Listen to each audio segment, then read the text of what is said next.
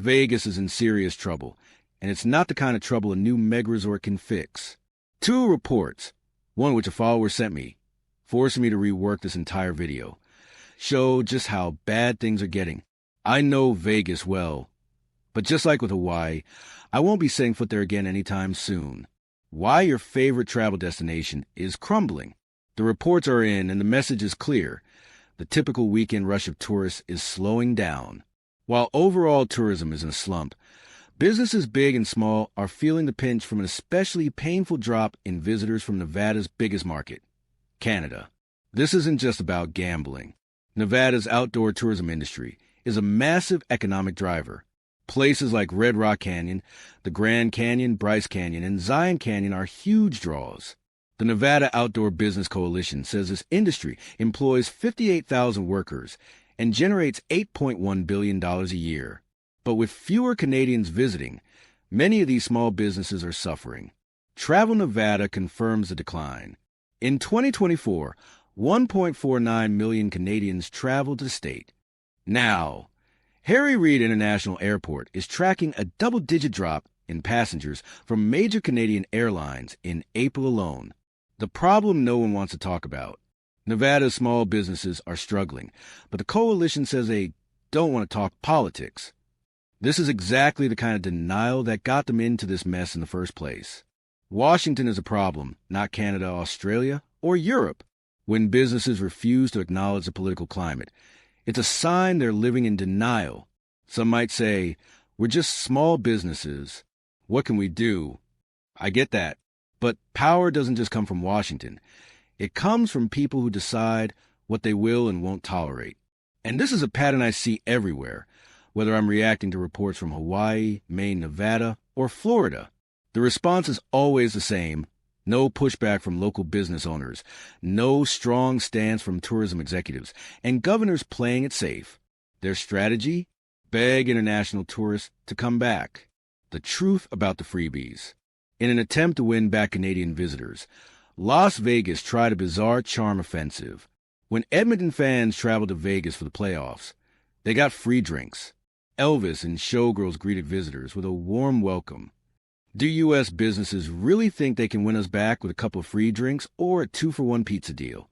My pride in my country and our sovereignty isn't something you can buy with a cheap promo.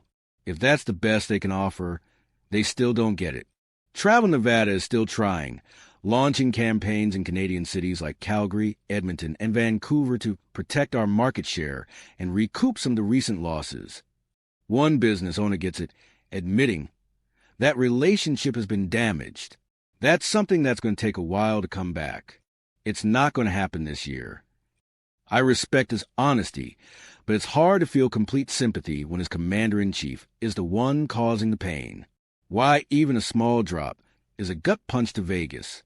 This brings me to the second report and the pizza index. Tourism and gaming numbers continue to plummet as we head into summer. The LVCVA Las Vegas Convention and Visitors Authority shows tourism is down more than 6% compared to last year. The airport has seen its fourth straight month of declines, with overall travel down nearly 4%. I know what you're thinking. Those numbers should be higher. Why are people still going? There are two possibilities. Either the numbers are being padded by a U.S. media outlet not known for triggering panic, or these real, albeit small, percentages are hitting Vegas harder than anyone expected. The U.S. can only rely on domestic tourism for so long before the cracks start to show.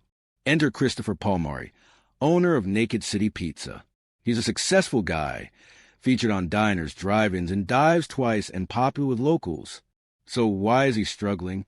A lack of tourists. A financial analyst told a news reporter that Palmari's case isn't unusual. The post-COVID tourism boom may be ending. The domino effect no one is talking about. Jeremy Aguero, Applied Analysis, says, "We've made great efforts relative to economic diversification, but we're still more dependent on travel and tourism than any other major market in the United States." This is the key point. Domestic tourism only moves money from one pocket to another. Without international visitors, without us, no new money is flowing into the economy. This is what causes food prices to go up and restaurants to shut down. It's the trickle-down effect. something the uneducated MAGA crowd still doesn't get. Christopher Paul Maurice Payne is a perfect example. He took to social media to vent after what he called his worst day since COVID. On an average day, he makes 60 to 80 pizzas. On that terrible Monday, he made just 7 orders total. That's a 90% drop in business. That's not a slow day. That's a gut punch. The numbers lie. Here's why. Aguero says the downtick isn't in the world because they're still up by a tremendous amount compared to 2019. This is a ridiculous comparison. In 2019, we didn't have a U.S. president slapping tariffs on the world, talking about annexing Canada, and using a goon squad to detain innocent tourists. You can't compare a pre-pandemic world to the mess we're in now. And in 2020, even with travel restrictions, international tourists still wanted to go to the U.S. That's not the case today. The hard truth about Vegas's future. The data is full of red arrows. Hotel prices are dropping, which is one small positive, but it's a symptom of a larger problem. As one news anchor pointed out, Vegas has become too expensive, even for its own citizens. Resort fees, parking fees, and valet fees, all once free, are now gone, hurting the city's reputation. Domestic tourism isn't enough to fill the gap. The Go Home Canada crowd is just a loud deflection, trying to bury the fact that the damage is already done. We're not dealing with one problem. We're dealing with two. One is a president in the White House, while IC runs wild across the country. The other is his 77 million supporters, many of whom are still in the comment sections with their tired rhetoric. I need be clear. I support the Americans who didn't vote for Trump. I have friends and family in the U.S. who are just as angry and fed up. To those of you in the comments saying, keep boycotting, and sorry for what our country's become, I see you. I support you, but from a distance. If this hits home for you, drop a comment, hit like, and share this with someone who needs to hear it.